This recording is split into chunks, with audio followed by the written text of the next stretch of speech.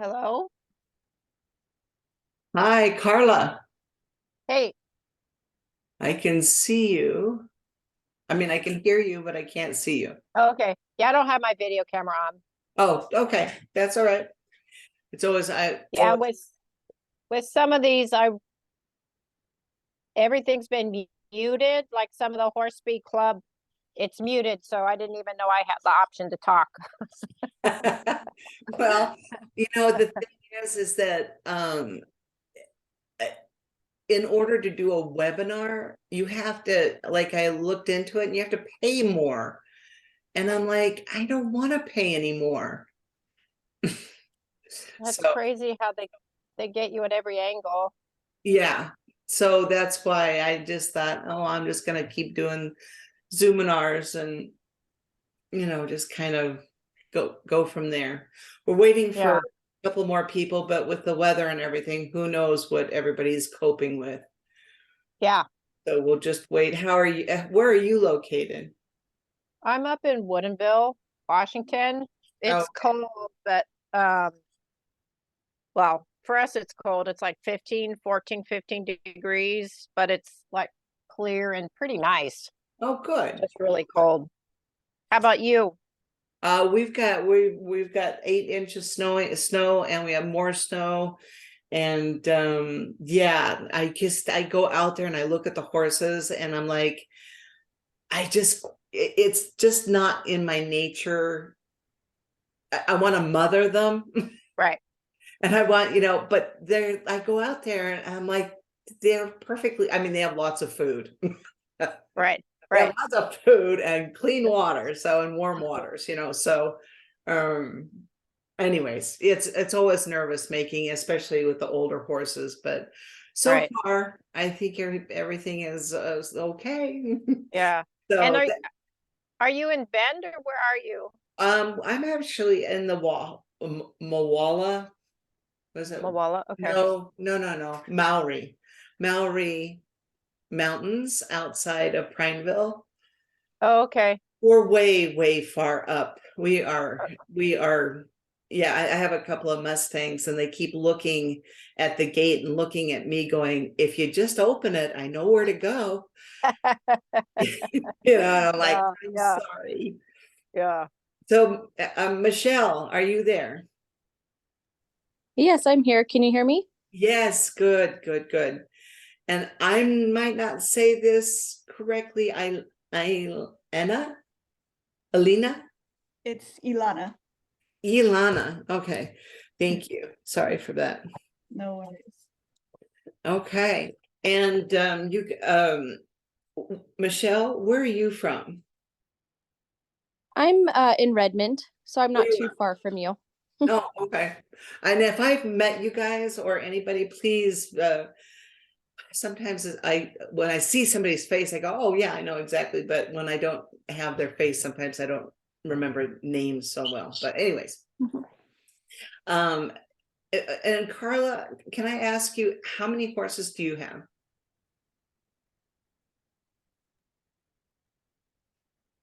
Are you there, Carla?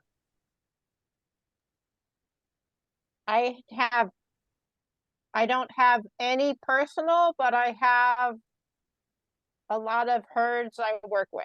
Okay. How's that? Yeah. No, and I tell you what, whoever has those horses are very grateful. I Yeah. I can guarantee it. Okay, Michelle, how about you?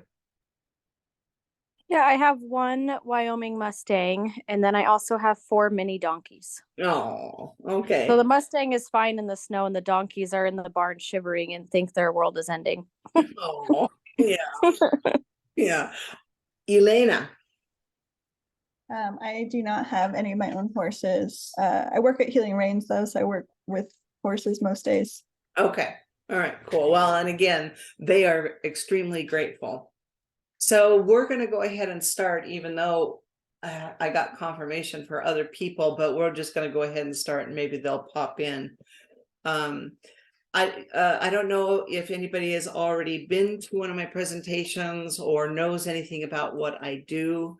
So I'm just going to go with the feeling or the thought that nobody does know anything, and we'll just go from there. And so if you know a lot and you've already seen some of it, please forgive me for going over something you might have already seen or heard. And I'm going to go ahead and share my screen right now. And it's going to take me a few seconds here to get myself put together. So Lucinda, I just wanted to say, as I go through all this, Yes. on my journey, I'm glad people repeat things, because I either hear them differently, or because of my experience, there's a, oh yeah, I get that now type of thing. So I'm finding that I don't mind if, like, even like I'm just with the horse speak clubs and you, I don't mind if they say stuff over, because it either I hear it again differently, or it just helps make that point stronger. Yeah, So, and that is how the brain works. The brain works by being able to build information on top of information. So if you don't have certain information yet, or you hear it for a second time, the brain actually will then go, oh, I know where to put that now, because I heard it before and I thought I had a thought process through it. So it's very interesting, and thank you for sharing that, because that's going to be probably with everybody, because that's just kind of how the structure of the brain works. All right, let's see. Okay. I am sharing screen. Let's see if I can get this over here. I'm going to try, it's going to take me a second here from the beginning. And I've got it backwards. So hold on. Can you all see an all white screen, or do you see a screen with words on the right to it?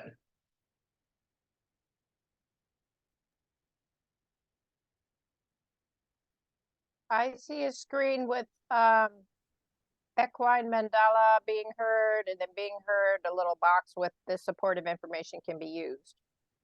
Okay, so you don't, okay. So you do not see any writing to the right where it says next slide? No. Okay, and you're seeing the right thing. Okay, so as it says here, I started off with putting all this together, and I'm going to go through how it came about. But the one thing I really want people to understand is that I am not making any of this up. This is not, when there is something that's just my opinion, I will say this is just my opinion. For the most part, though, all of this is science, evidence-based, and it's from Dr. Peter Stevens and Martin Black, evidence-based horsemanship, and Dr. Martha Kiley Worthington. She is a doctorate. She has her doctorate in equine ethology. She's now well into her 80s, but I've been studying with her for about 18 years. So everything that I present has been reviewed by scientists. I am not a neuroscientist, and I do not have my doctorate in ethology, equine ethology, but I make sure that what I present to you is based in that. You know, there's so much information out there that people are kind of putting, you know, a few little bit of brain stuff and a little bit of this together and kind of making up their own mixture. And I really try to offer you something that's really straightforward and doesn't have any of that. So that's always my goal. We're going to talk today about, real quick, about who I am, because I think people maybe know, and it's always difficult for me to talk about who I am, but that's okay. I'm going to do it anyway. And then Nemo's story. That's how I got started in the equine mandala. and then neuroscience, ethology, learning and memory. And then we're going to talk about marbles in the marble jar, elements of connection, and then horse speak. Okay, well, I started off writing when I was 4 with my dad. And I've been writing for 66 years and been involved with horses for 66 years. I did hunter jumper until I was about 14. Then I found boys and I went away from horses until I met this little black horse down the left bottom. And that was Nemo. And I'm going to tell you the story about him. And then my main guy that I had for 20 years, that's Atención. And basically I've been a CEO, a teacher, a researcher, yeah, just been focused on behavior. My background in education is early childhood education and behavior. So I've been into sociology and the world of behavior for a very, very long time. And that's how I kind of got into all this. So Nemo taught me to be present and mindful. When I was about 45 or 42 or somewhere, I decided to get a horse for the first time after being out of it for a very long time. And I went and had a purchase exam, and the vet said to me, well, he's a beautiful little horse. He wasn't very big. And he says, he's going to be very exciting to ride. And I was like, that's going to be fun. You know, when you're younger, your parents always buy your horses for you, you know, if you're lucky enough to have that happen. And they usually buy horses that are very broken and very appropriate for that. And so that's kind of how my brain was still on that kind of a thought process when I bought him, not knowing any different until.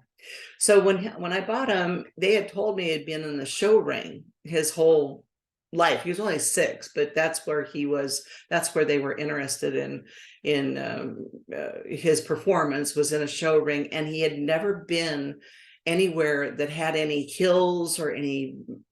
I mean, he grew up on flat ground completely, in the arena and outside the arena, and that's. So when I got him, I wanted to go trail riding. That's what my thing was. Now, I didn't care about the show ring. And the first time I took him out, we were doing this on the left, and he thought we were doing this on the right. He was terrified. He had no idea where to put his feet. He didn't know how to hold and balance me up there with any kind of inclination or going up or down. It just scared the heck out of him because he didn't have the motor skills that you need built up in his actual brain, in the neurons. He didn't have that part of he didn't have the recall to know what to do with the light and the dark and sticks and all of that. So he got terribly scared. And it took us a long time to move through that. We did one clinic after the other. And I mean, like 5 years worth. And my main focus was, and these are the guys here, Tom and Bill Dorrance and then Ray Hunt. These were the guys that I focused on learning from.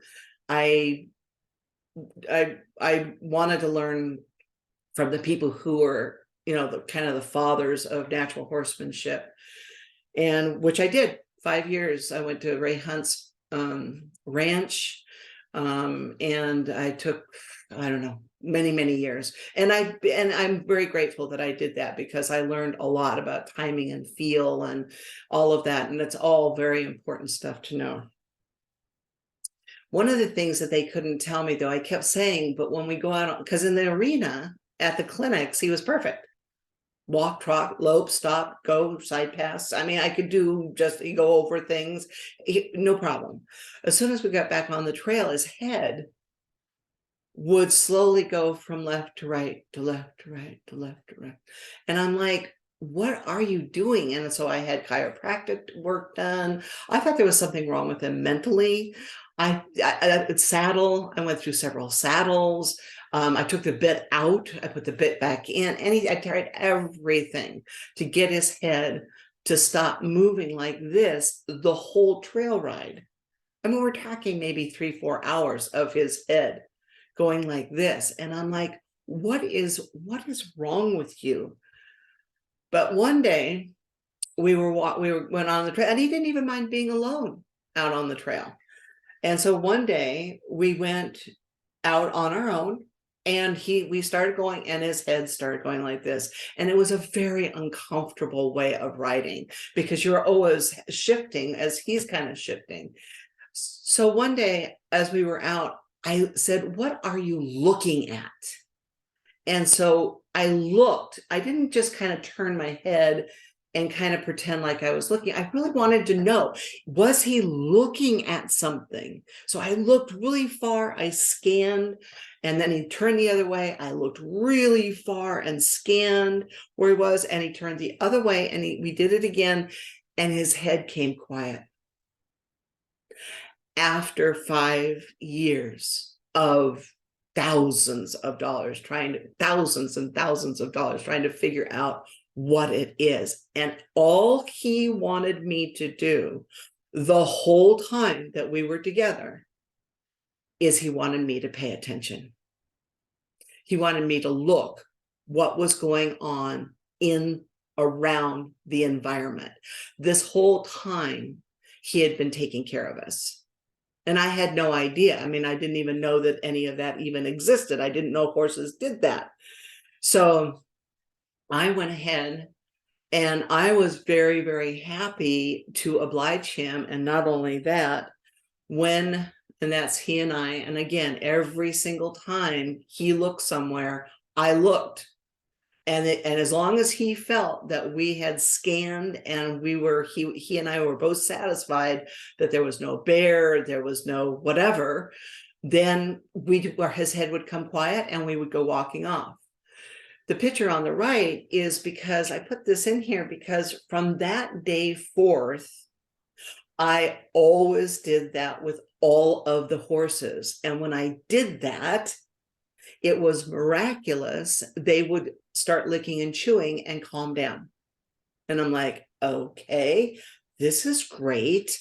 So it was such an amazing tool, but I couldn't figure out why nobody was talking about it. Now, this is 18 years ago. It was a long time ago. So I couldn't figure out why anybody was talking. And that's when I got in contact with Dr. Martha Kyle Worthington, who was the equine ethologist. But back then, she was in France. And I couldn't find anybody in the United States. So I started working with her, going back and forth, read all of her books, had commerce with her. And she was really a super guiding light on the actual behavior. So ethology is the actual behavior, the study of the behavior of an animal. And Jane Goodall was one of the very first ethologists, and Martha, and she knew Jane, and they were kind of pioneers in the world of ethology. And because before that, it was called behavioralists, and the behavioralists always put animals in a laboratory and gave them a job to do that was based on like maybe something you'd give a 2-year-old to do.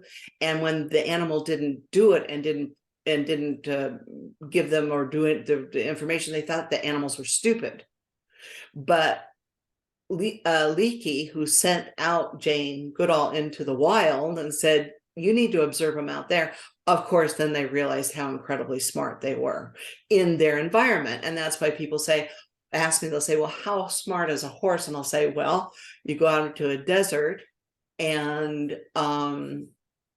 somebody leaves you there with a horse, and then they say, go find water. Well, who's going to be the smartest one that's going to go find the water? But if you go to Manhattan, downtown Manhattan in New York, and you say, okay, the two of you, you and your horse, you go find a bank. Well, now who is the smarter one in that environment? So environmentally is where we are looking at as far as whether of animal intelligence.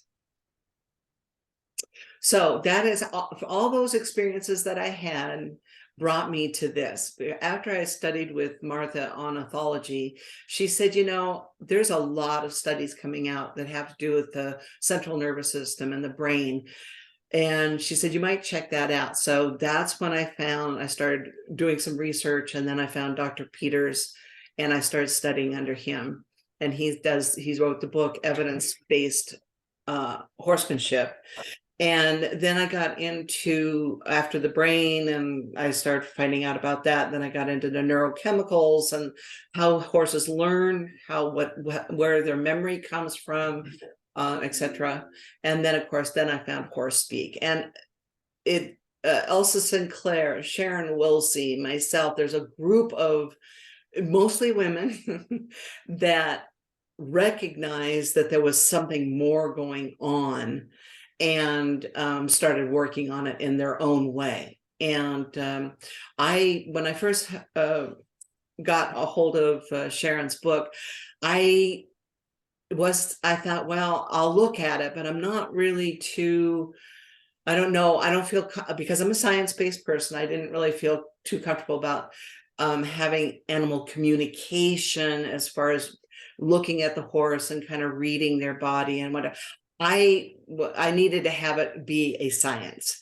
And so, and a science just means that if Sharon wrote that book and she gave it to 10 people, what she wrote down in that book, the way she said to do it, had to be reproduced.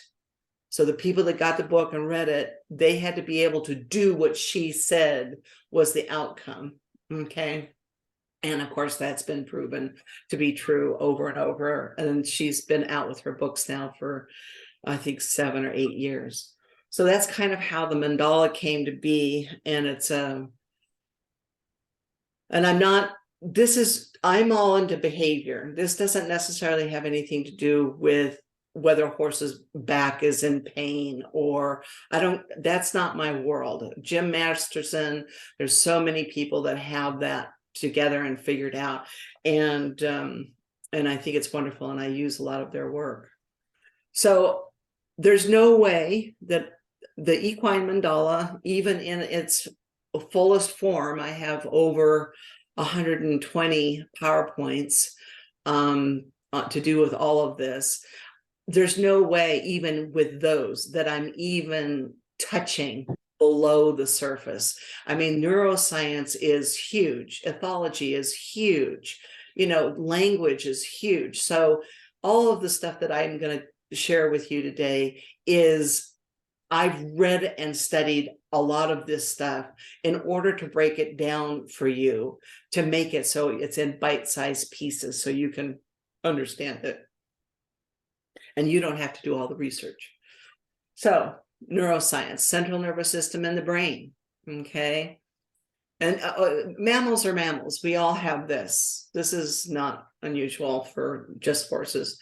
And they talk a lot. This is the brain. This is the nerves on the head, and of course, down the legs and what have you.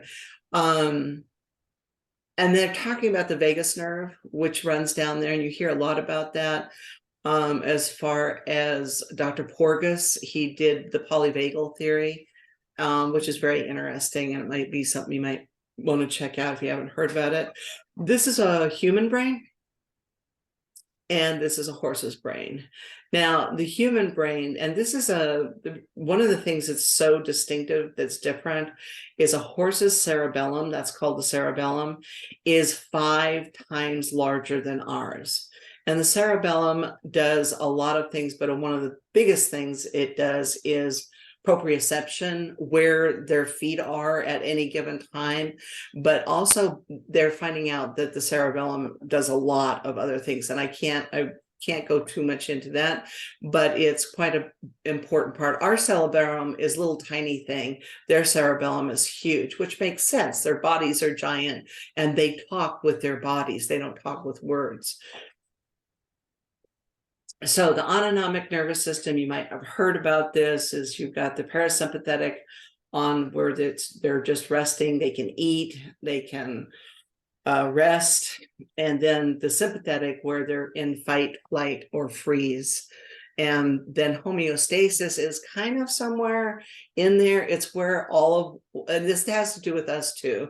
We go into our parasympathetic and into our sympathetic, and then where we want to, and this is where meditation comes in and learning to calm oneself and what have you. That's where we repair or repair ourselves. We're able to regroup. It's kind of like rebooting. And that is the feeling of calm, aware, and safe. Homeostasis. And this is a chart, Dr. Peters shared this because, and it was very, for me, it was, I like graphs. I like things that I can see. And what we have on the top here is the sympathetic nervous system, and then down at the bottom, the parasympathetic. And we move through the sympathetic and parasympathetic all day long. And then maybe we get to homeostasis for a while. Maybe we're listening to a really wonderful piece by Yo-Yo Ma or something that really just kind of puts us at peace. And then we can go into the homeostasis. But here we've got down at the bottom is unconscious parasympathetic automatic behaviors, eating, pooping, peeing, sleeping. And then we get to another place that is aware. So neurochemically, things are going on all the way through, going from up and down all the time. The thing that I like people to understand is that when you're going to learn something, that you have to be a little bit in your sympathetic. But there's a neurochemical that comes in, it's called acetylcholine, and it comes in and it taps on that adrenaline, which is one of the things that gets you up and going. It taps on it to help you focus. Okay, so there's all this stuff going on, but you can't be in your parasympathetic and learn. And you can't be in your sympathetic and be freaking out and learn. So if you're going to learn something, it's really, really good. You don't want to try and be meditating and being down and calm, but you also don't want to be out there. So, yeah. The other thing that we're going to talk quite a bit about actually, is how horses and people's brains process information differently. So we have this cartoon here, and it says, the last time we came across a stream, I slipped and got scared. That's the emotional memory. And that's as far as horses go with that thought. But the human, we're very good at telling stories. So the human is, hey, did you do that to me on purpose? Okay. So the human has got the story about the horse, how it was mad at it. It didn't, maybe they're thinking I didn't give him enough grain, or I gave it to him at a different time, and now they're mad at me, and now they've done this to me on purpose. None of that is true. None of it.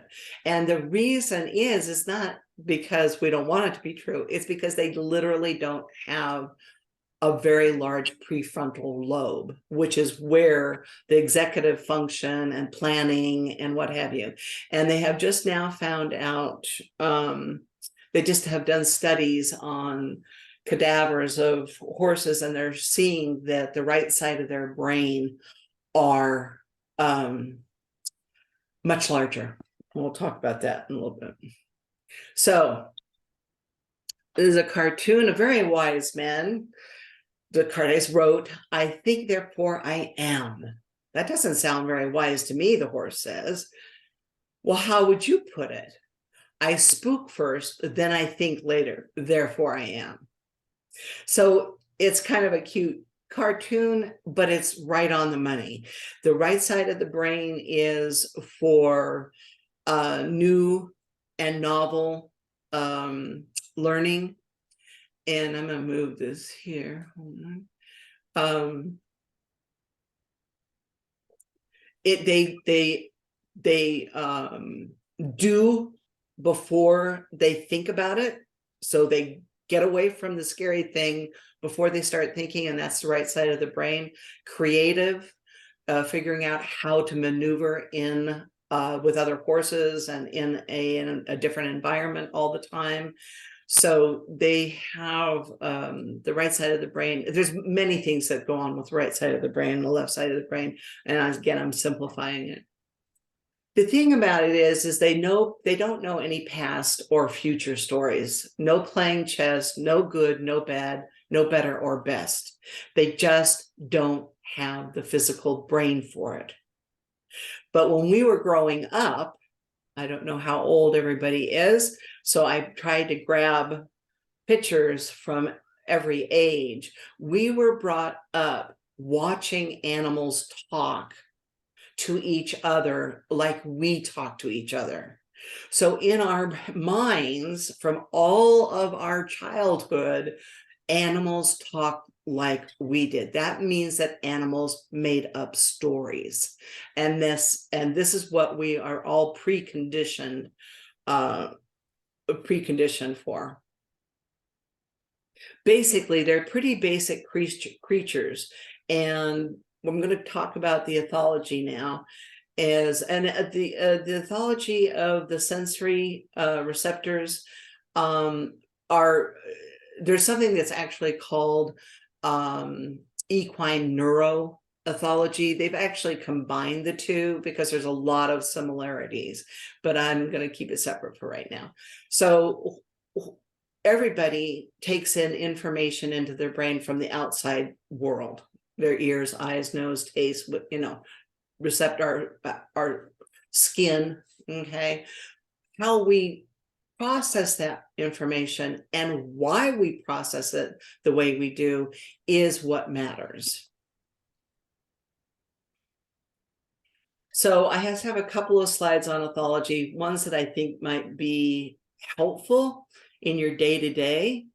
Is one of the things is so understanding this science is really can make a difference when you're handling the horses in your everyday, being around them and handling them, okay? And because if you know the why, you can address the issues without emotions taking over. So if the horse won't go into the horse trailer, instead of getting upset and like, why, just come on, there's nothing wrong with the trailer, you'll be fine, and feeling like you're running late, and it being, now everybody's all gotten up into their sympathetic. Now we've got a situation, and once you go up and once the horse and yourself goes up in the sympathetic and that adrenaline is there, it takes quite a long time for the adrenaline to come out of your system. That means stopping, walking, going and doing something, for letting the horse nibble some grass right next to the trailer, anything, because you can't do anything. Nothing's going to change when everybody's in that state. You can force them in because you can scare them all the way in, but the likelihood of somebody or them getting hurt is very high. And of course, it would be better if we didn't have to. So light and dark. Horses have different shaped eyes. They have more cones, so they can absorb light better. But one of the things that's difficult for them is their depth perception. So when they, on this picture in the arena here, when this horse is going to go from the dark area to the light area to the dark area, their depth perception has a very difficult time distinguishing. It takes their eyes to readjust. It takes their much longer for them to adjust the dark and light. So when they're going into a horse trailer and it's super bright outside and they're going into the horse trailer, that horse trailer looks like it's a hole, literally, like they could fall through it and into it. So it's very, very disconcerting for them. What I do is I put poop. I'll put 4 balls of poop right on the edge, and then I might put a little bit more, 4 balls a little bit further in, and let them stand there and let their eyes adjust to the light that I'm trying to get them in. But one of the things about putting the poop there, it lets them know that it's not a hole. Okay, and again, ethology, we're still in the world of behavior. The herd, horse removed from its group herd does not become an autonomous being, right? So when they're leaving their group, if they're worried about leaving their group or their herd or their mate, there's different things that you can do, and we'll talk about it a little bit more, to help them reduce that anxiety and to stay in a place of calm alert. So I want, when I'm working with my horses, I have a hold of them, I want them to be in the mindset of calm but alert. I don't want them to be completely checked out, because that would be more like learned hopelessness, and that's a whole nother world. But what we want is, and we want them to be paying attention to us, we want them to want to be with us, and for them to feel like, oh, if I'm with her, you know, I'm going to feel comfortable enough to really stay with her as part of kind of the herd mentality. And that's what all of that's about. And again, I always, whenever the horses looks in a direction, I always look too now. And this is Sion and I, he and I did lots of stuff together in 20 years, but we became real partners, and I rode him without bridle and saddle and blah, blah, blah. But it's the level of connection and him understanding that I was going to acknowledge his concerns all the time, just like I did with Nemo. And I'll talk about that a little bit more. So ethology, it's all about connection and attunement through scanning 100% of the time. So horses are scanning 100% of the time. We daydream 80% of the time. Horses daydream 0. They never daydream. They are always scanning. So when a horse does something, we go, what did you do? You just did that out of the blue. No, they didn't do it out of the blue. They had been scanning the whole time, the whole area, even behind them, which we are very rarely even privy to. And they got nervous, and they got more nervous, and they got more nervous, and they were trying to tell you by either pushing on you or doing different things, dancing a little bit, that they were not comfortable, and they did not feel safe, and they did not feel balanced, and they didn't feel like you were part of the group. Just like Nemo didn't understand why I wasn't paying attention to the environment.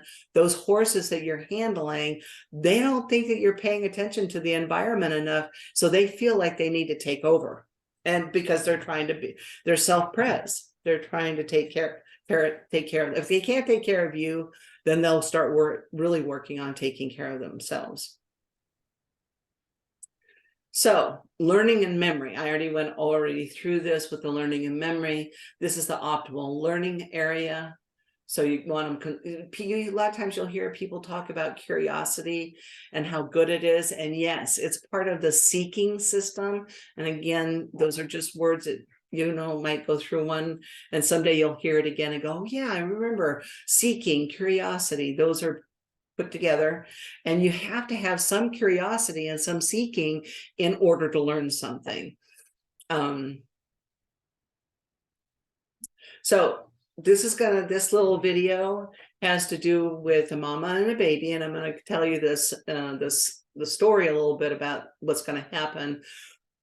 Is when the video starts, the baby is all by itself laying on the shaving pile.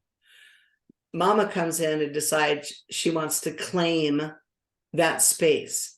So she tells the baby to get off. The baby gets off, doesn't like it, comes around, gonna kick Mama.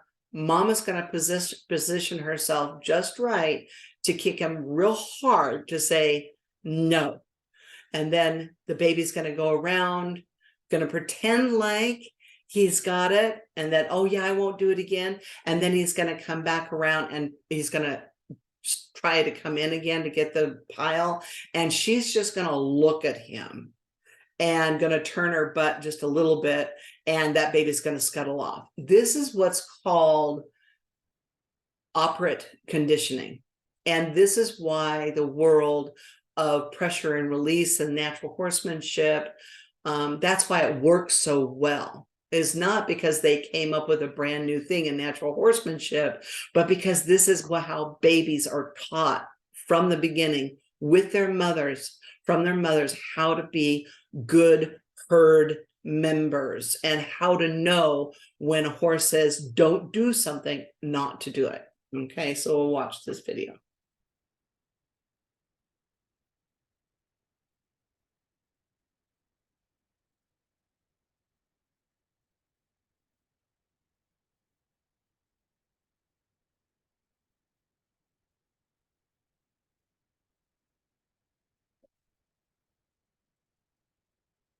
She's very patient.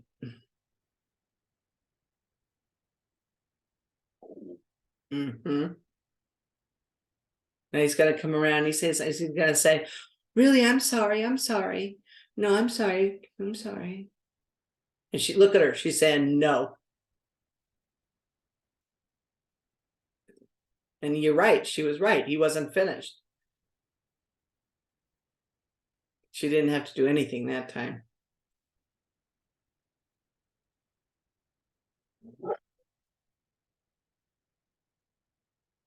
And then look at her ears. See how when he comes over here, see how she's completely said, okay, you got it. All right, so that's really an important video. Oh, here, let's go here. That's really an important video because it helps people understand that when you say no to a horse, you have to mean it. You have to say, when you say, stop, get off of me, no, don't do that, whether you're afraid or whatever, you have to really be super, like you have to say no, hard no, not a soft no, but a hard no. And then you have to wait because they are going to see if you really meant it or not. So they're going to go off because you kind of startled them, but then they're going to start creeping back in. You have to put your hand up and say, no, that is not okay. Don't do that again. And once they do that and they start licking and chewing, they go, oh, I understand, because that's what my mom did. And I understand that language. Okay. So now we're going to talk about marbles in the marble jar. And we're going to watch a little piece. It's a good story from Brene Brown. And then we're going to go ahead and come back and we'll talk about how it works, putting marbles into the marble jar with horses. Okay.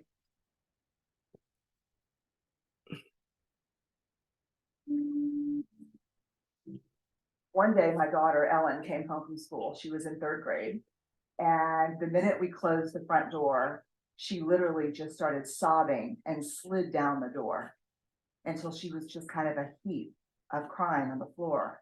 And of course, it scared me. And I said, what's wrong, Ellen? What happened? What happened? And she pulled herself together enough to say, something really hard happened to me today at school. And I shared it with a couple of my friends during recess. And by the time we got back into the classroom, everyone in my class knew what had happened. And they were laughing and pointing at me and calling me names.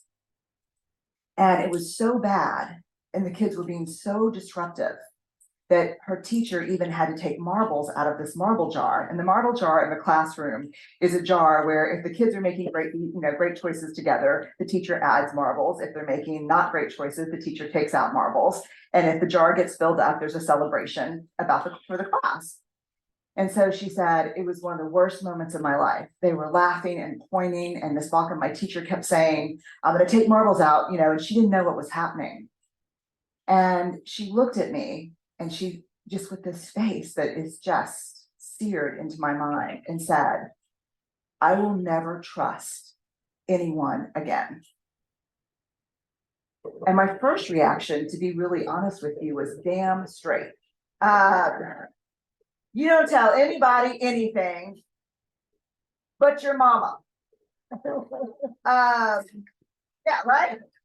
That's it. I mean, that was my like, you just tell me. And when you grow up and you go off to school, mama will go too. I'll get a little apartment. And the other thing I was thinking, to be quite honest with you, is I will find out who those kids were. And while I'm not gonna beat up a 9-year-old, I know their mamas. That's the place you go to. And I'm like, how am I gonna explain trust to this 3rd grader in front of me? So I took a deep breath and I said, Ellen, trust is like a marble jar. She said, what do you mean? And I said, you share those hard stories and those hard things that are happening to you with friends who over time you filled up their marble jar. They've done thing after thing after thing where you're like, I know I can share this with this person. Does that make sense? That's what Ellen said. Yes, that makes sense. Okay, so it is about her little girl and stuff, but the key to this is when we get horses in our lives, a lot of times they've already gotten to the point of never trust anyone again. So it takes time to fill up that marble jar with them. And for them, that doesn't mean a blanket on or what have you. Well, it could, but what we want to look at is what they value. Now, they might value having a blanket on because they're cold, but if they're not cold, that's not going to be important to them. Or if, having a stall for them that's all comfy, that might not be something that they value. So those are not necessarily the things that is going to fill that marble jar. What will fill the marble jar is understanding what they value, understanding what kind of a horse they are, if they're a stoic horse, if they're outgoing, if they're hesitant, and then figuring out what they value so that you can offer that so that they can find safety with you and they can be in balance with you. Okay. So this is my little graph of elements of connection. Of course, I won't be going through all of this, but this is what I teach on when I'm going into in-depth in the other webinars or the other Zoominars. And it has to do with the horse speak and the 15 buttons and connection, what kind of connection, of you paying attention, intimacy, what is the relationship, and then what horses value: clarity, resources, comfort, being in balance, connection, protection, and clarity. Clarity is a big one. So I am going to talk a little bit about because a thinking horse and a listening horse, that's what we're getting when we are talking about addressing their values and what they are needing from us. So this guy here, I don't know if anybody has ever seen one of these fences out on a ranch, but this pole here is that he's got a hold of is going to go into a loop down at the bottom of the big post, and he's going to pull it tight. But one of the things that fence is made out of that he's holding is barbed wire.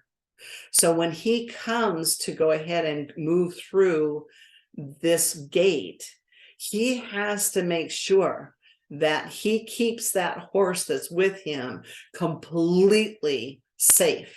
And he knows that if he doesn't get that horse to understand to stand still, don't move, and he puts him in a place, he positions the horse correctly so the horse can keep an eye on what he's doing.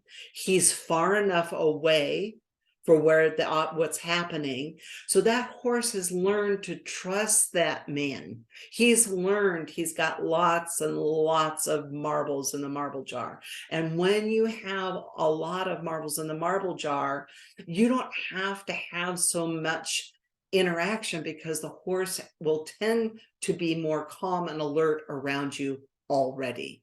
So when you ask them, even in a new environment, if you ask them to go stand somewhere, they will go stand that place, and you've told them to, they will stay there because they know how important it is for the job at hand, whatever that job is. It just happened to be this guy. So clarity comes through big, okay? Comfort, the horse is finding comfort and knowing that that man is really watching out for him. He feels protection and connection, and he's going to feel safe, and he's going to be in balance. So overall, this guy has got it all together with this horse. So before things go south, we've seen this, I don't know how many people have seen a horse being loaded or being tried to be loaded.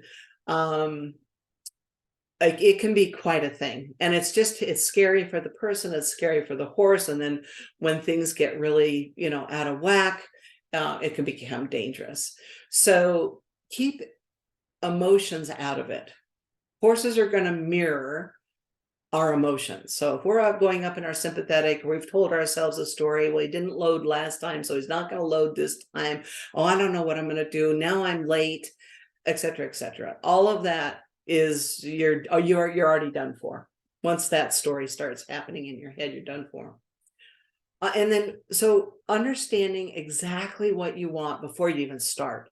You've thought about it. You've thought, we're going to walk out to the trailer. We're going to look around the environment. We're going to address his concern about leaving his friends by saying his friends' names.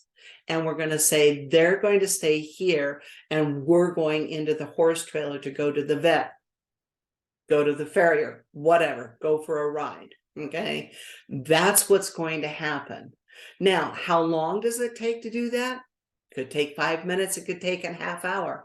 So I make sure that I am doing this I have lots of time.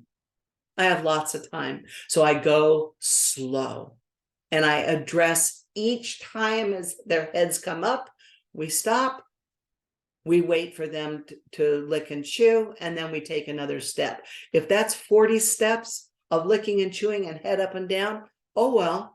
Because by the time I get to the trailer, by the time I've asked them to walk in, we're calm alert. Okay. So you want to follow through with your request. So whatever you request that you're asking, take one step, not 30. Okay. And complete that well and then calmly. So one step, one thing at a time. Practice before it's time to perform the task. And I'm going to say something about practicing correctly. The brain learns whatever is coming at it, it learns it real well. So if it learns that pulling back and doing all this stuff works at not getting into the trailer, then that's what they're going to stick with the next time.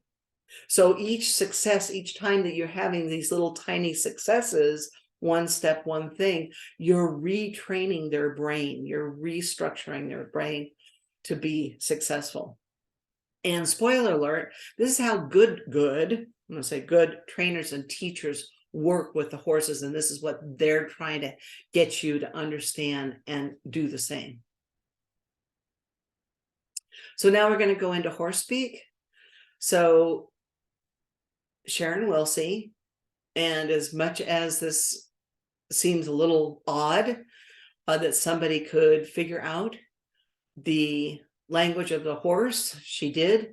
And she calls it precise equine body language skills. And she literally decoded what the horses were saying to each other and through their postures, gestures, and signals.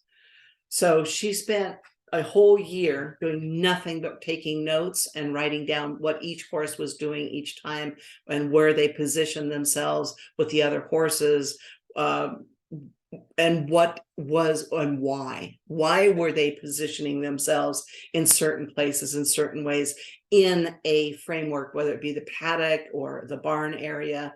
They were moving and doing things with each other all day long and talking to each other. And her work is based on 20 years of evidence-based research with domestic and wild horses.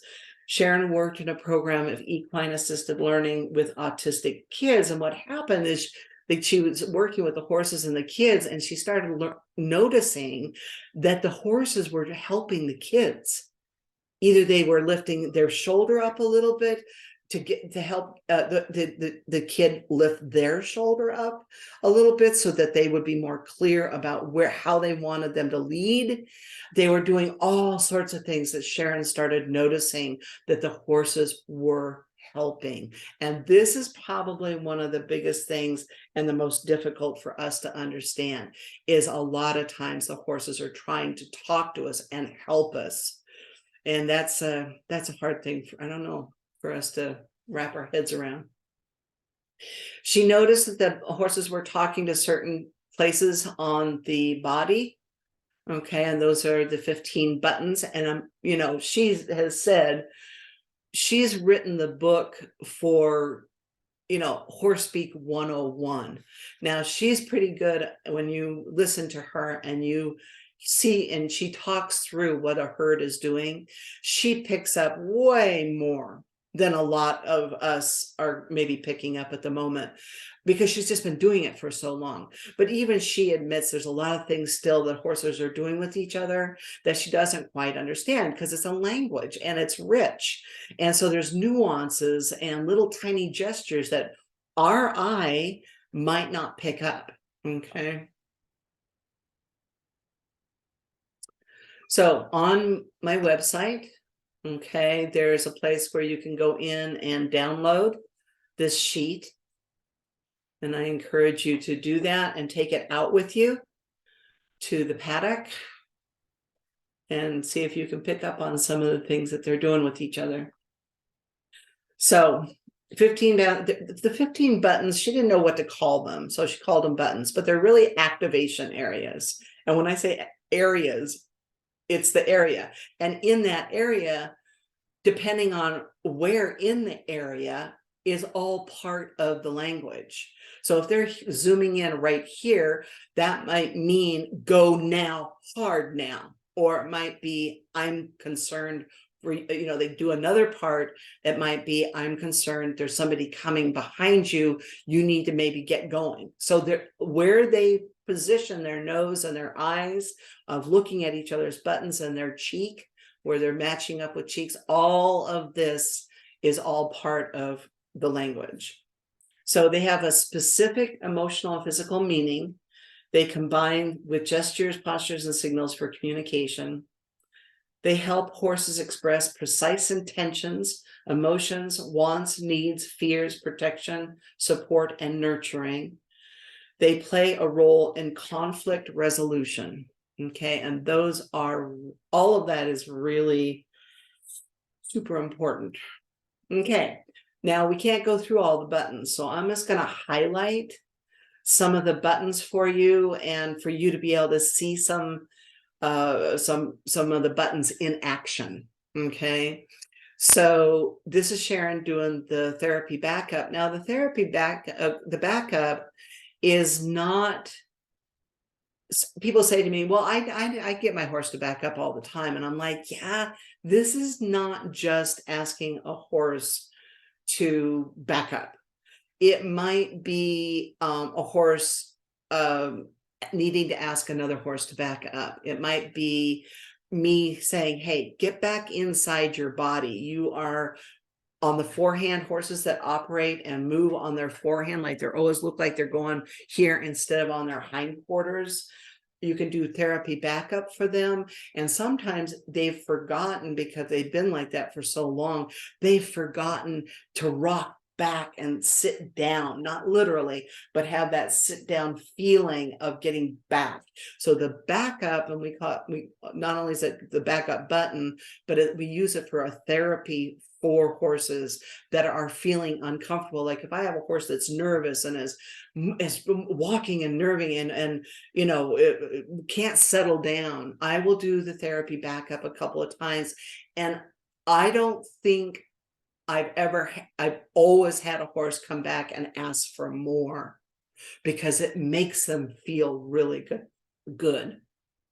And, you know, and what does that mean? It means that they're starting to feel safe and they're starting to feel better and balanced.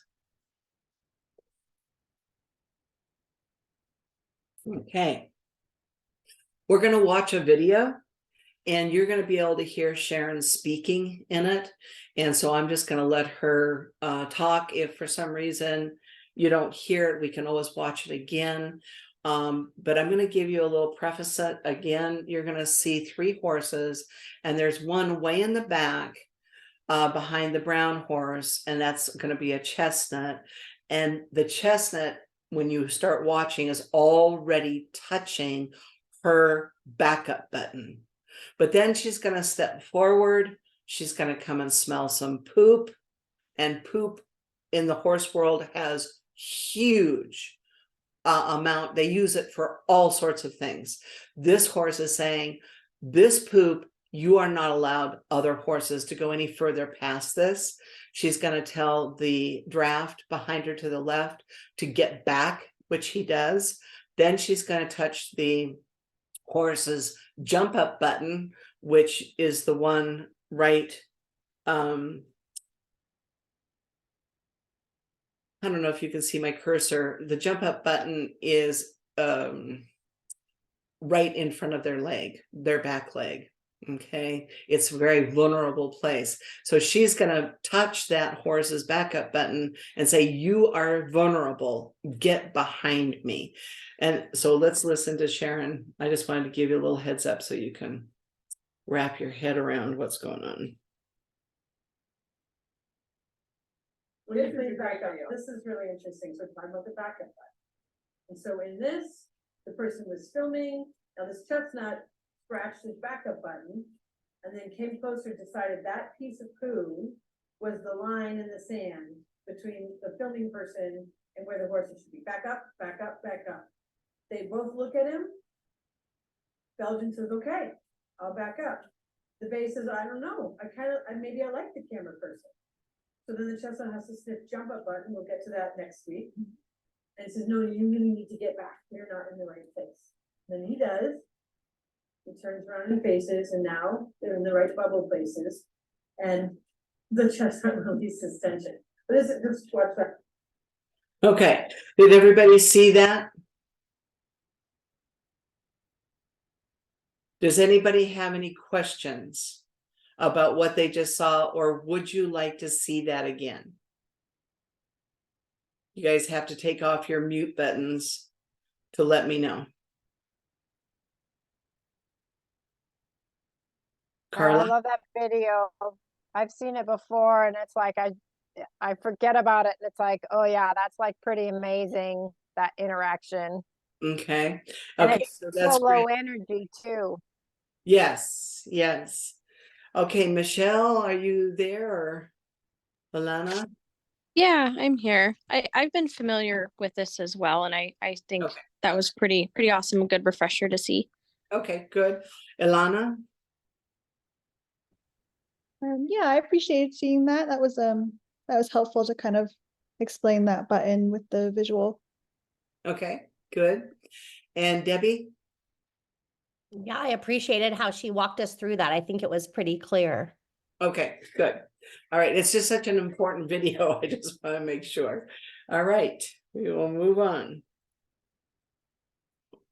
So we're going to watch another video, and once you understand about individual buttons, then you start learning that they combine buttons to tell each other what to do or what not to do, or to come in or get close or not close, to move away, etc., etc. And so the button on the cheek, we call the cheek button. And that's what the other thing is called, like a go away face. They use that again. These are activation areas. Shoulder, the neck can be, is an activation area for go away or get closer. It can be using hierarchical situations. Shoulder can mean move away, come in, buddy up. Okay. And then we have the jump up button and the hip button. So the video that you're going to see the horses. We've done it in slow motion. You're going to see the horses the brown horse is going to tell the other horses to move away by using the cheek, neck, shoulder, jump up, and go. Okay. And I hope these videos are. Okay, this is the whole video first, far away, and then we're going to watch it again close up. So the brown horse is going to come in. I'm going to stop it there for just a second. I think, no, maybe not. Okay. The brown horse made a choice to go and separate those horses out. And one of the reasons is so that he could position himself correctly. Okay, the brown and white horse wants, that's a mound of dirt on there, and they use it for claiming and claiming space.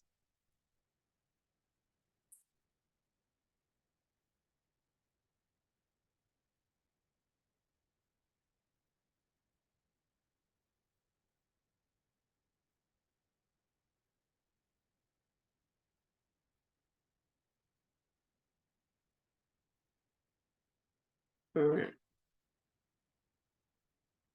Now we're going to watch a close-up. So the brown horse that starts walking is looking at the two, telling them to separate out. It says cheek, neck, shoulder, jump up, and then he uses his nose to say go. Cheek, neck, shoulder, jump up. And he tells him to go. Then he's going to come around, he's shouldering him because he's telling him how much space to make sure to stay away from. He's claiming space there for a second. Then he shoulders, he takes his right shoulder and shoulders him to tell him to stay out. Now he's telling him no. And you see how the brown and white horse head actually moved away at his cheek. And now he's telling the horse to his right to go away. Okay.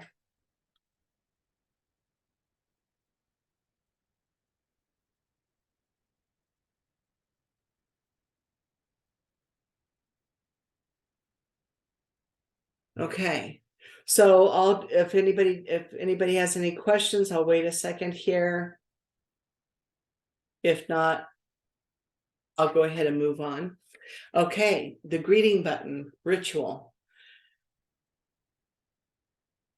People ask me all the time, well, how often do I need to do this? Well, if you live with your horse and maybe it's a new horse, or maybe, it's just a different day. Greeting rituals can be either short, and they can be from the air. They don't have to be up close. They can be all sorts of different things, but the greeting ritual is important to at least offer.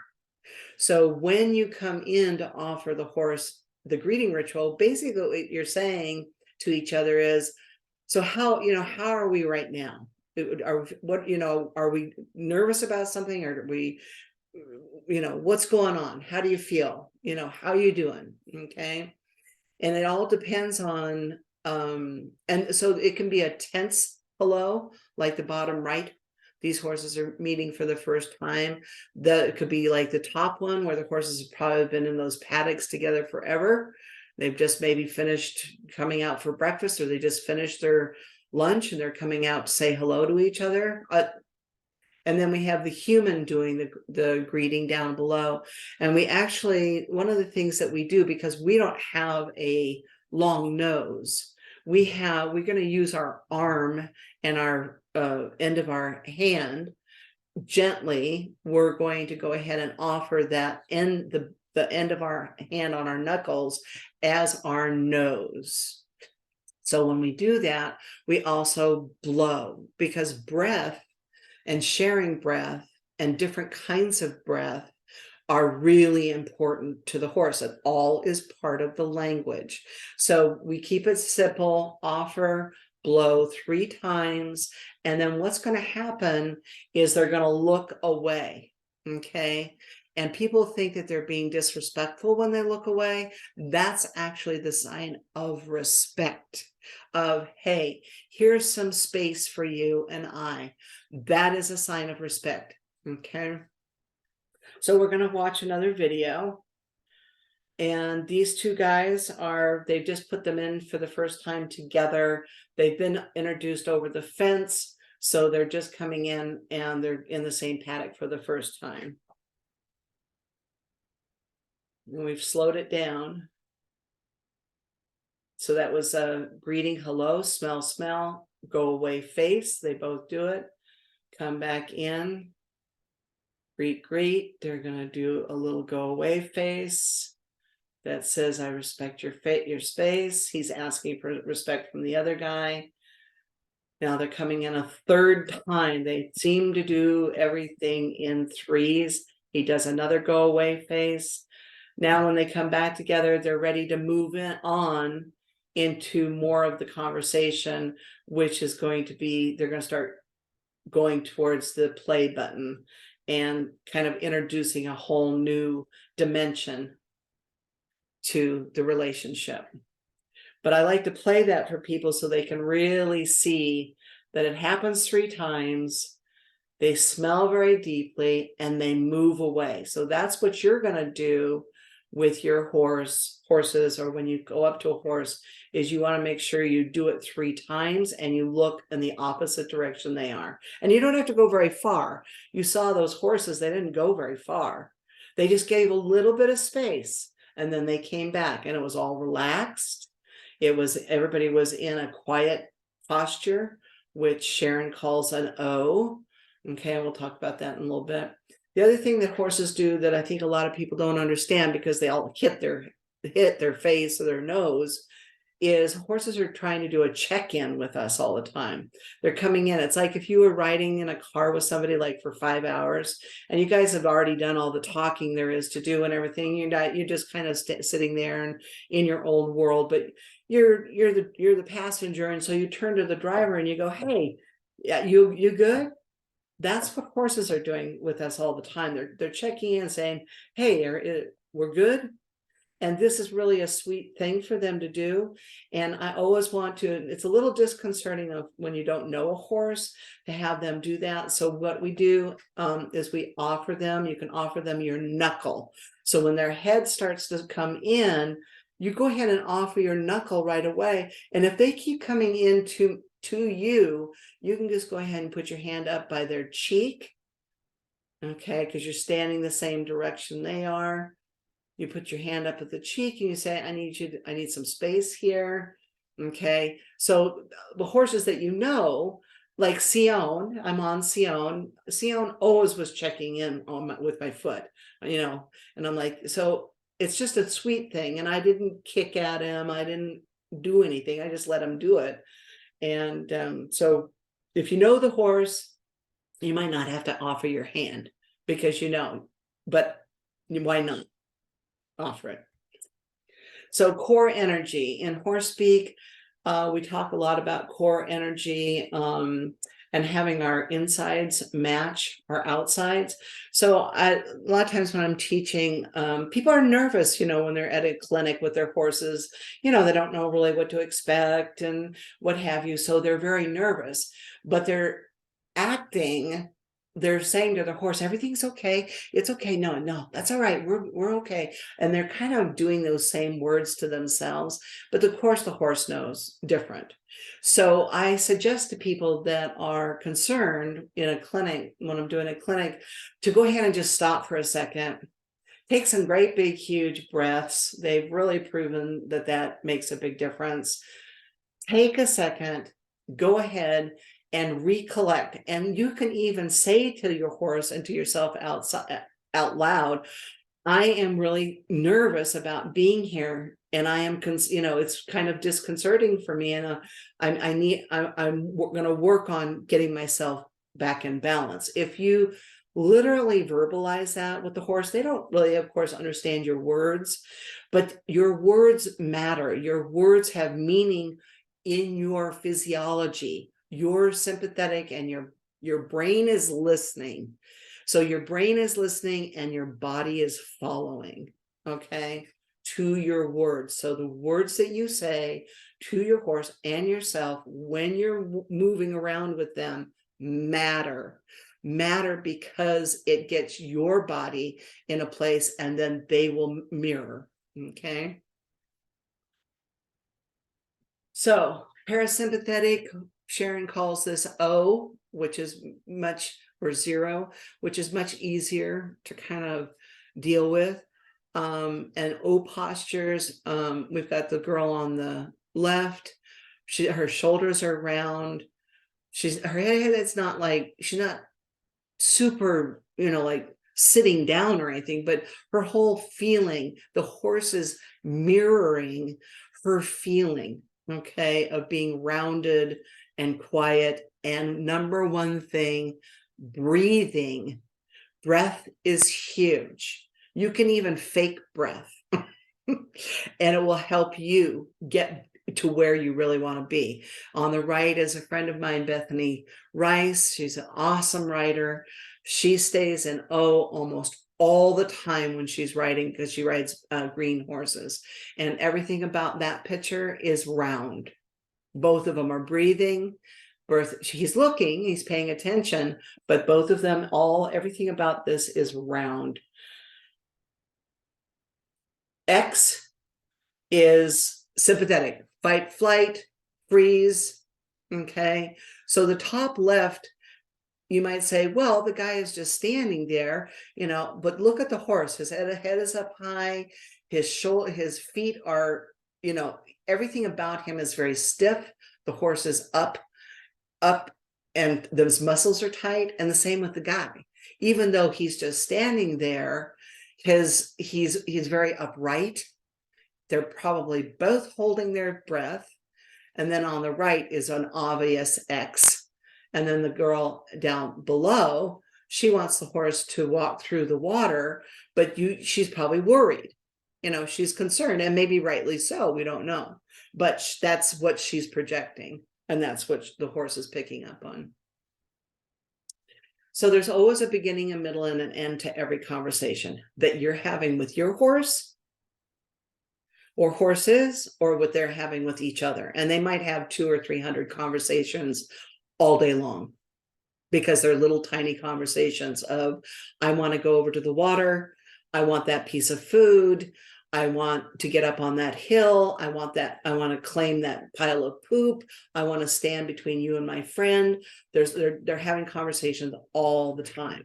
So if you're with your horse and you've taken him out of the paddock and you're going to go and you're going to tack him up and you're going to brush him and you've tied him up, and all of a sudden you just walk away. Okay. So it would be like me talking and you really listening to what I'm saying, and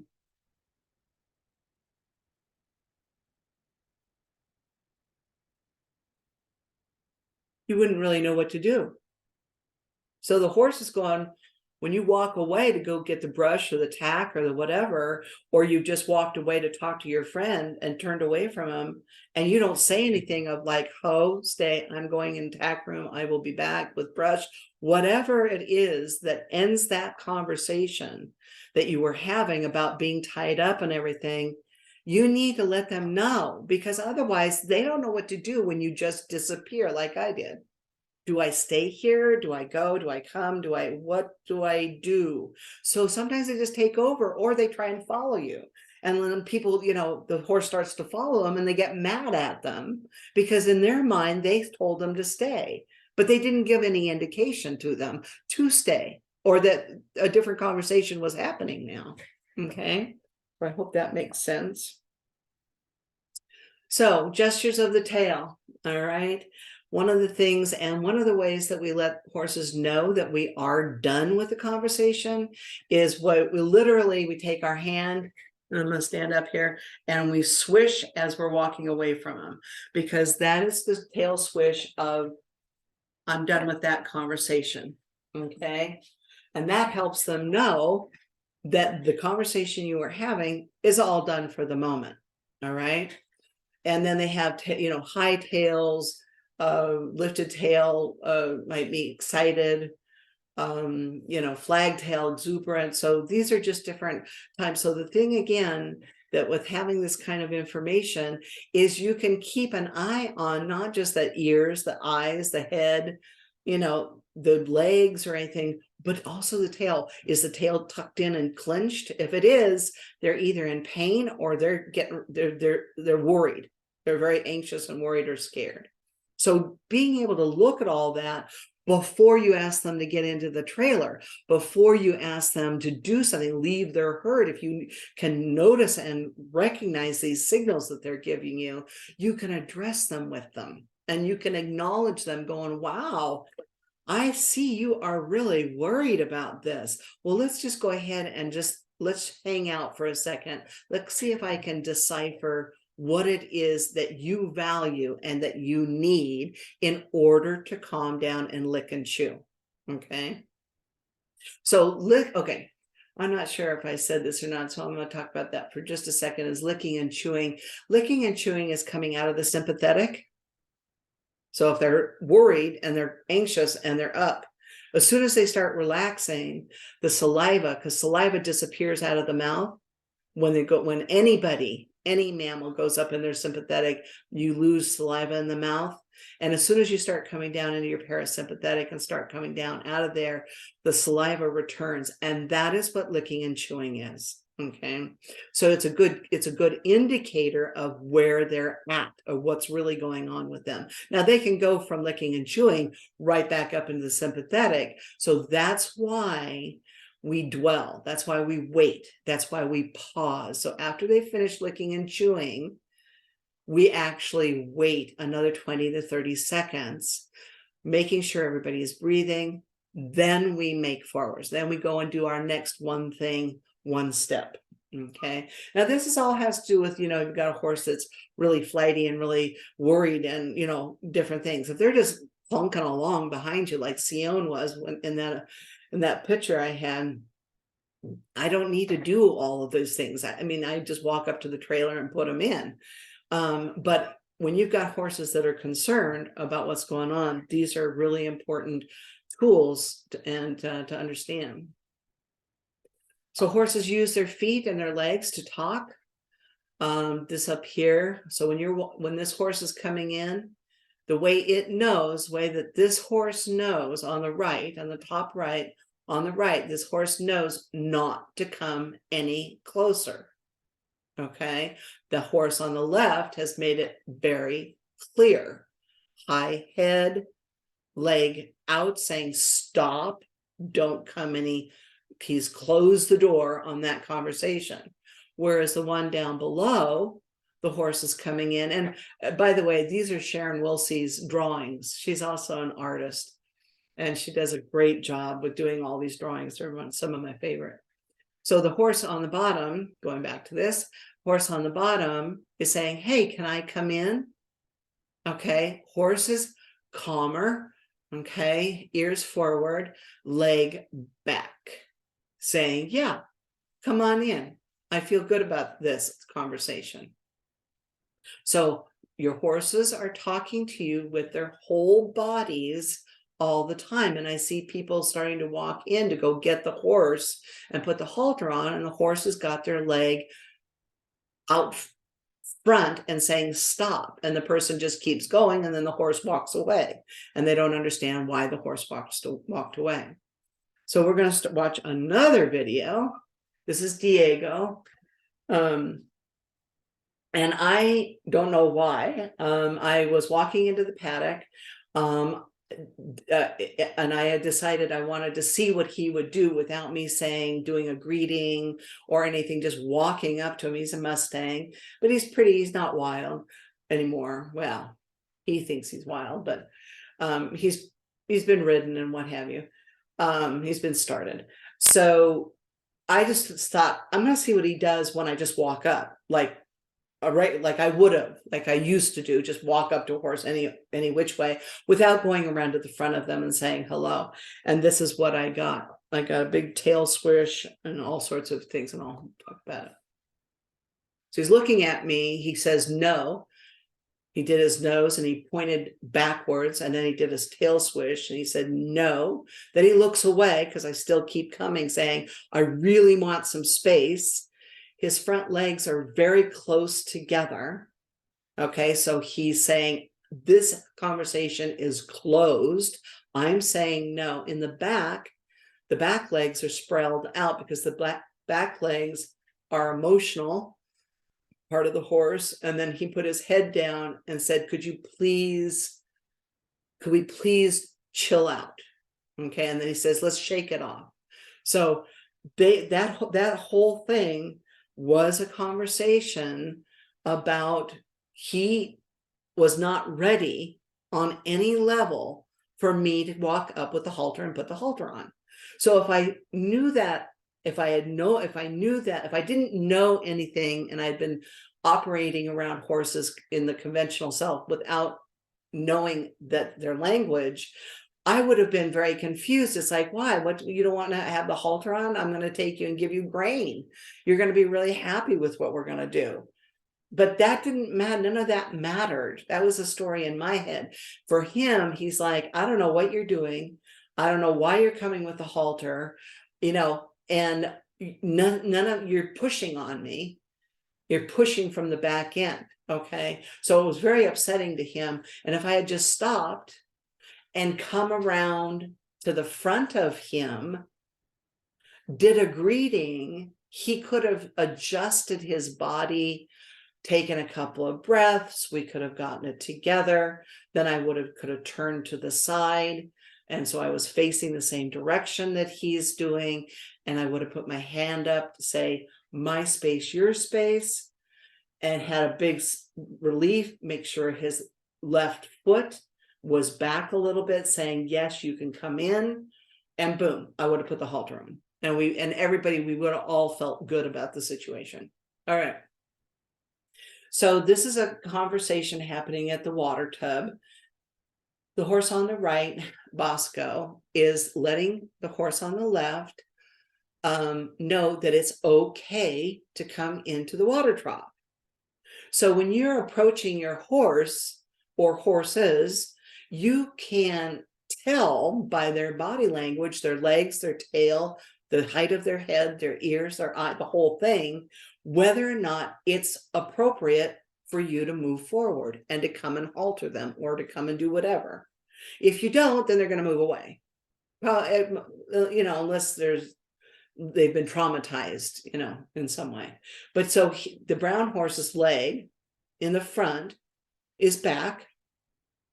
His head is down. His ears are to the side. Excuse me. We call those airplane ears.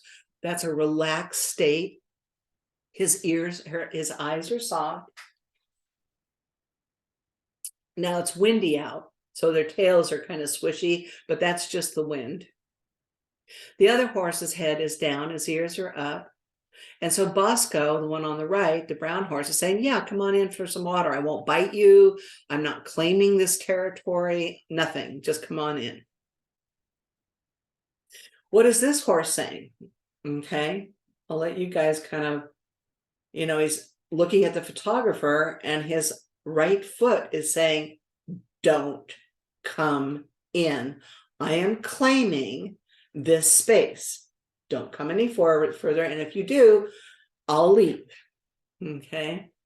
Or I'll get aggressive, but usually they'll leave. So we're going to change a little bit of the conversation. So everything a horse does around you and with other horses means something all the time. There's not a time when they are daydreaming, because remember, horses don't daydream. Okay, so they're always scanning either other horses, the environment, people, whatever. Okay, so I was doing a clinic up at Woodby Island, and all the horses were in the arena, and this is an old guy, and everybody was sitting on these chairs against the wall with their legs crossed. And this horse went to this person and waited there and kept looking at her legs. And I said, he wants you to uncross your leg. And she's like, what? And I said, yeah, uncross your leg. He wants you to uncross him. And she goes, okay. So she uncrossed him and he went to the next horse. He went to the next. Oh no, she did there. And she looked at me and she said, that doesn't make any sense. And I said, okay, well, cross your legs again. So she crossed her legs and he did it again. And I said, then he went down and he went to each person because they were writing. They were using the, crossing their legs to prop up their paper and pen to write. And so they all had their legs crossed, and he went to each one of them after they uncrossed their legs, and he was good. But then I said, okay, you guys don't believe me? Let's check this out. Everybody cross your legs again. And they all did. He went back, everybody uncrossed his legs, each one. And when everybody stopped, and I said, now everybody take a big breath and really think about your legs staying uncrossed. And as soon as they did, he walked about 8 feet out into the arena, took a big deep breath, put his head down, and went to sleep. Horses don't like it when we are out of balance. When those legs are crossed and their whole world is about being ready to run, to escape, to take care of a situation that might not let them live, coyote, bear, whatever, lion, that's their brains. That's how they have stayed alive for thousands and thousands of years. So when they see us, when you're standing and just standing with them and your legs are crossed, they might touch your bottom part of your leg and say, you got to get your leg undone. Okay. And you can try this for yourself. Okay. So they want you to be in balance. And that is why they're such good therapy horses. That's why they're so good in therapy.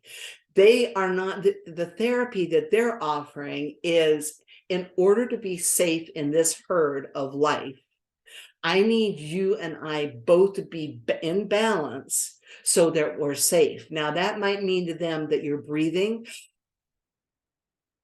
Sometimes a horse will come up to me in a clinic because I'm talking and and they'll come up and they'll take a great big huge breath or blow out.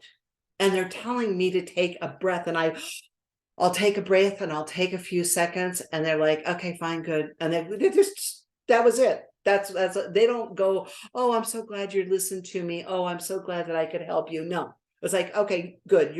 You're correct now. Now you can keep going. Okay. So a lot of people, most of the time, do not have any idea that horses are doing this. We know horses are talking. People will say to me all the time, I know my horse is talking to me all the time. And I'll yeah, but do you know what they're saying? And can you talk back to them? Okay. So this is Sion. We were writing, so you are responsible for at least 51% of the decision making because it was you who put the halter on them or came into their space. That means you maintain at least 51 of the decision making, but let's not remember the other 49 and how important it is. This is my last slide and my last story. So this is Sion and I. We were out up in the Green Lakes, up in the mountains, and my friends are over up to the right out of the picture. And they had gone along the path and had ridden over there. I don't know what Sion and I were doing. We're mucking around doing something. And I decided I was going to go and join them. But instead of going on the path, I cut across this area here. But in the middle of that area between them and there was an old log. And it was probably only maybe 10 inches around. And it was the only thing out there. And I thought, ooh, that'll be fun. Obstacle, any obstacle was always kind of a little thrill. So I thought, okay, I'll go over it and then go see them. So I walk. Now, Sion and I have been together at this point, probably 15 years. And we did everything together. He did Liberty with me. We did everything. I trusted him 100%. So we walk up. And he won't step over this log. Now he's 16 hands, and we've gone to Eugene, we've done, the trail course and everything. And I'm like, what is going on? This is only 10 inches high, and there's nothing else going on. and he won't go. And I had two choices at that point. One, my ego kick in and show everybody how what a good horsewoman I was, and how I could make my horse do what I'm telling him to do. Or second choice, I could say, you can see better, hear better, you can feel the ground better, and you can smell better. What's up? So I chose number 2. I went around the log, and as I was passing the log, I looked down and there was a hornet's nest. So I gave him the 51% for 5 minutes. Okay, in order to navigate around that. As soon as we were done with that, boom, I took the 51% because I said, we are going to go join up with everybody. He's happy to do what I ask. Okay, so that's a relationship. That's the relationship that I want. I hope it's a relationship that you're seeking, because it's so fulfilling and it really feels like unity. It feels like heard. It feels so good to be in that space with the animal, any animal, but our horses. So that is the end of my presentation. I want to thank you guys. I'm going to stay on here for a few minutes in case anybody wants to ask any questions or what have you. And you can just at any point to have in depth on any of those subjects. I break them down through the Zoominars and what have you in the months to come. I will be at the Horse Expo in March. I'll have a booth and be giving some talks there. And then I do clinics. I'll do a clinic here. I do one-on-one, etc., etc. So there you go. And I'm going to take my slides off here. And if anybody would like to chat, I am here for you.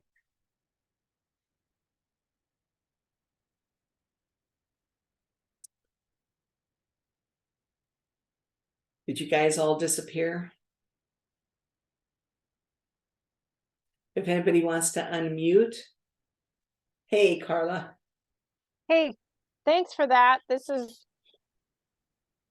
It was really good. I mean, some of those things are what I work on, especially being present. I mean, just forgetting about like your outside world, so to speak. Sometimes when you're working with the horse, and be totally present is like the hardest thing for me. So It's I not always just for like, you. yeah, It's just, everybody. It's everybody. yeah. It's not something that comes easy. Yeah, I just like your different ways of presenting it with how important it is, and always trying to look at things from the horse's perspective, and not it's like, oh, I'm not a good leader, or what are you doing? It's like he's doing what he's doing because that's his natural reaction. So Yeah, good. Well, I'm glad that worked out, and I'm glad that you came to join. And yeah, I appreciate your time, and I hope there was a few little tidbits in there that you might be able to use. yep. You know, Especially like that last piece with the 51%. Thank you. I mean, thanks for reminding that the horse is still 49% of the conversation. yeah. I mean, it's like, it's obvious, but it's like, wow, you're right.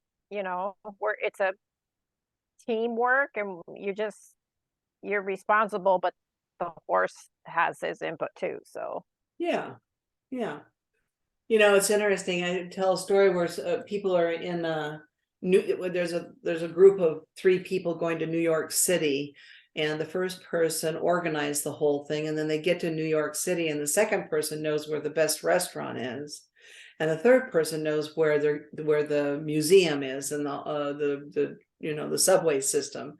So the first person organizes and gets them there. Then the second person gets them to the restaurant, and then the third person gets them to their, their final destination. And that's what's happening with horses, even Right. amongst themselves. It's like one horse is saying, hey, come on over here because there's some good eats. And then that horse several will come over there. Then the one on the outside says, oh, but hey, there's some good eats over here. So the rest of them give him the 51% and go over there. So they're doing this 51-49% thing all the time. So they understand it and they don't mind relinquishing it because that's in their nature. Right. Well, and like you said, they each have different roles, like the sentry or what have you. Yeah. So for their safety, they almost have to rely on the one with the most knowledge. Right. Well, good. Well, it was really nice. Someday it will be nice to visit in person. And I am, I've got some, I go to Snohomish to do clinics. Oh, you do? Mm-hmm. And so I need to get with the lady who puts them on for me, the host, and get some dates. Oh, Mary? I go to Mary Shanks, and it's the mother farm for the mother. Yeah. Yeah. Yeah, that's where I met you up at when Sharon's gone there a couple times. Yes. And because Sharon wasn't going, Mary asked if I would come. Oh, cool. She really likes, the work. So if you see it and you think that maybe there's somebody that might benefit or might just be interested, I usually do a presentation. It's a little bit more in depth than this one. The first couple of hours or whatever that people can come to and then either do the clinic or not or whatever. So that's, it gives somebody an opportunity to check it out, because unless you have been involved, you don't really know because I teach things and Sharon teaches things that are so unusual, then unless you've been exposed to it, you don't really know. Right. Right. You kind of relate it to, oh yeah, I've heard that, or I've seen that, or I've, just it's just human nature. Yeah. So, Well, cool. yeah. So Yeah, thank you. Yeah, I still go up there and work with Nancy quite a bit. So, yeah, it's still pretty fun to go up there. Yeah, good. Yeah, Nancy's wonderful. Yeah. Yeah, well, this has been great. Thank you so Yeah. much for joining in. Yeah. Thank you, Lucinda. Okay, Uh-huh. Bye. bye.